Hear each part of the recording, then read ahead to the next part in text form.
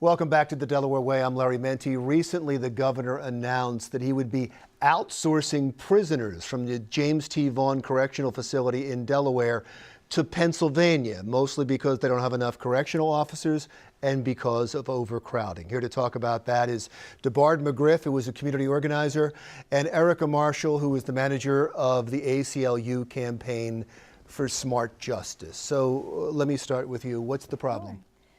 The main problem is that we've got the governor deciding, rather than reducing our prison population in the James T. Vaughn Correctional Institution, he has decided to outsource the problem to Pennsylvania by shipping 330 of Delaware's fathers, brothers, and sons out of state, rather than thinking creatively about the ways that we could really reduce our prison population in the first place. And so that's, we're excited that we're talking about that here today. Well, tell me, what are the creative ways of reducing the prison population? Just letting prisoners go?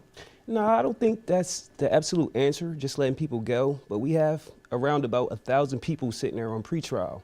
And some of those people are sitting there on $50 bonds, on $100 bonds. They're just too poor to make bail, so that can be a part of, reducing the prison population as well.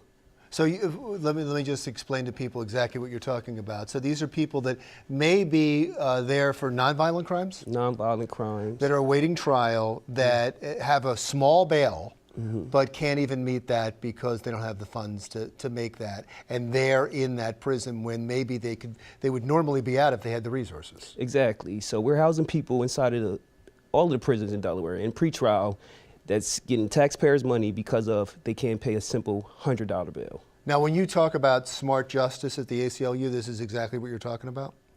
That's right, Larry. This is one way we could just be more innovative in our solutions here. We could, these are people that could come out and not cause any harm to our communities, and we can really reduce our prison population without having to pay the state of Pennsylvania $14 million to house people. Another solution is we've got a lot of people in prison, over 250 people right now in prison that are over the age of 71, and we have a statute on the books that would allow for the Department of Corrections to apply for the compassionate release of those individuals.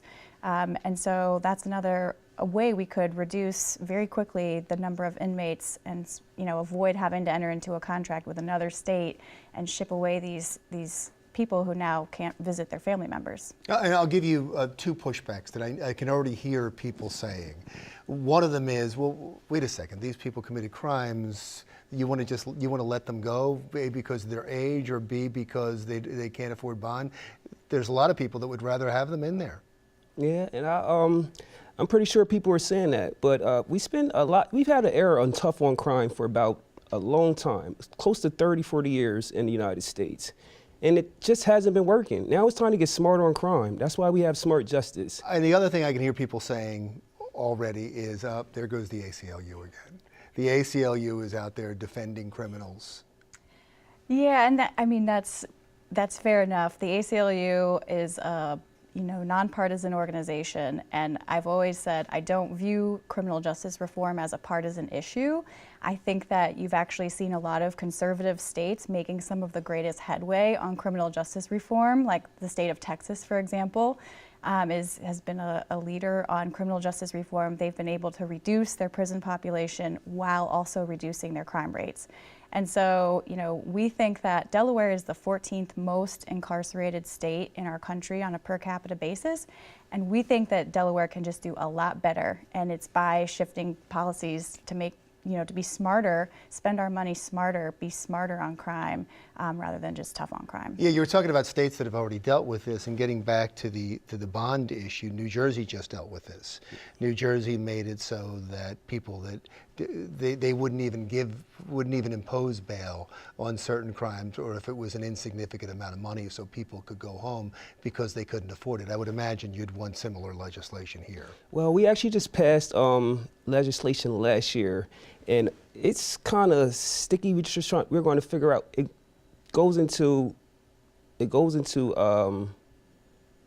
starts in 2019.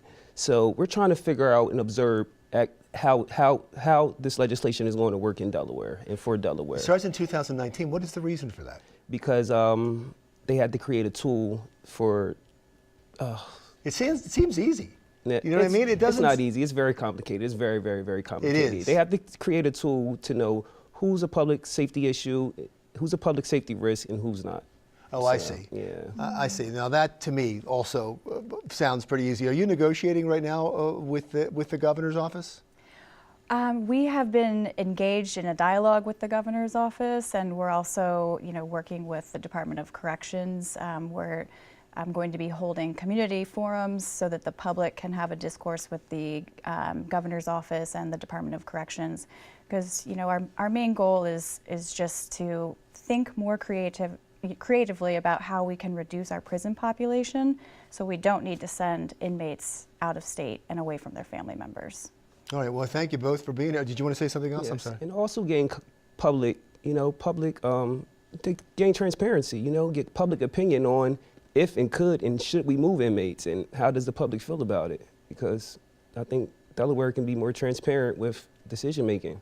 Well, the one thing you said, there's two things you said. The of a certain age, they should be able to look at those cases and see if those people are a threat to society. But the bail for people who are awaiting trial seems like they're two easy fixes, and I'm surprised they have to wait for 2019 to do something like that. Good luck to both of you. I appreciate you both being here.